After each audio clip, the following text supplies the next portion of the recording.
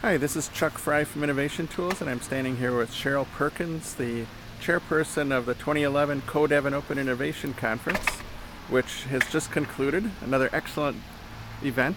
Thank you very much for putting it on. Thank you, Chuck. Glad you're here. I understand this is the 10th year that this conference has been held.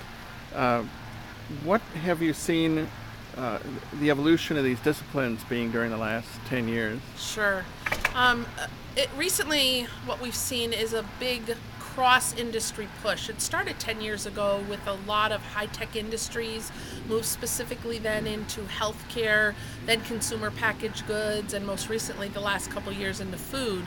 But what we're seeing now this year, and it's great being our 10th anniversary, the largest group ever, almost 300 people here across all those industries, and including suppliers now, including software companies. We actually had some great presentations on how cloud computing and social media now can be an outlet to reach the many. We had retailers here talking about how they co-develop and co-create with their customers. So again, there's no industry really not represented in this 10th annual event. It really surprised me to see supply chain mentioned in the same sentence as open innovation. That's very cool. Yeah, it's very cool because everyone's finding there's different ways to innovate and that they can't, in these economic times, innovate themselves. So there's all types of partners, from raw materials to ingredients to manufacturers to retailers that want to be part of that value chain. And that's why it's been such a great event. One of the things that I'm seeing, especially from last year to this year, is that it seems like many larger companies are looking for ways to expand open innovation across business units and geographically. Are you seeing that also? Yeah, absolutely. Lots of times within a company you'll start where there's a champion or within a certain area and you pilot it. And what they're seeing as they start to gain some momentum and see some benefits there, they're getting pull from other leaders to take it to their business or other regions. So it was great actually hearing Heinz for the first time talk about their global external innovation network, where they now have over 50 researchers going across all these companies developing together what their next, peer-to-peer development to bring the next things to market. And it won't be in any single region. There'll be a global effort. You mentioned doing some pilot programs and getting some early wins. What are some of the ways that companies can experience these early wins and gain some momentum for their efforts? Yeah, what we heard the last couple days, and this is true based on our own benchmarking, is a lot of times innovation days where you bring suppliers or entrepreneurs in, lunch and learn sessions, bringing in guest speakers, because a lot of companies like to hear from the outside what's going on and how they can bring it inside. So there's many different types of formats, some very informal, communities of practices that get together and talk about the craft, to very formal where you have very senior leaders engaged in fireside chats or things like that, talking about what's working and not working. Great. There's been a lot of talk here at CoDev this year about people issues, the soft side of open innovation, if you will. What kind of skill set should companies look for when they're seeking to staff their open innovation initiatives? Right. In the past, a lot of the open innovation efforts were really focused in R&D, so you had technical people leading those initiatives.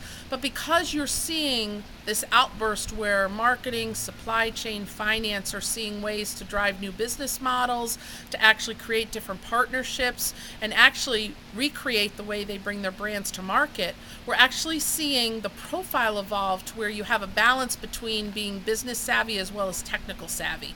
And what happens is you need to have a lot of those strong soft skills, as you mentioned, the influence, the resilience, the persistence, and great communication skills, both written and verbal. Great. What about skills for cultivating partnerships with outside firms? Are those different than the internal skills? Yeah, they actually are. As the complexity goes up in an alliance, you really need an alliance manager. And often that alliance manager, similar to what we just talked about, needs the right balance of skills.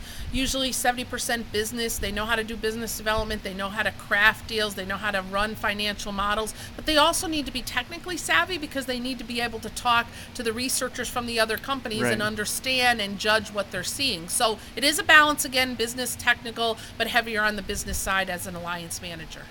Sounds like generalist skills are in demand for this.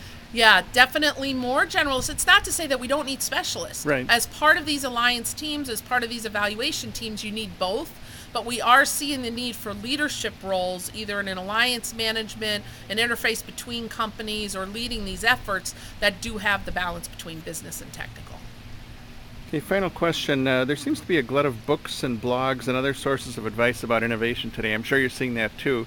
Um, for new innovation managers coming into this space, what are some resources you suggest that they focus on to get up to speed? Yeah, well, I wouldn't look at any one source. I think the diversity of the blogs and the tools are what you need to look at. But obviously, you have one of the best areas to look is innovationtools.com. IP.com is another one.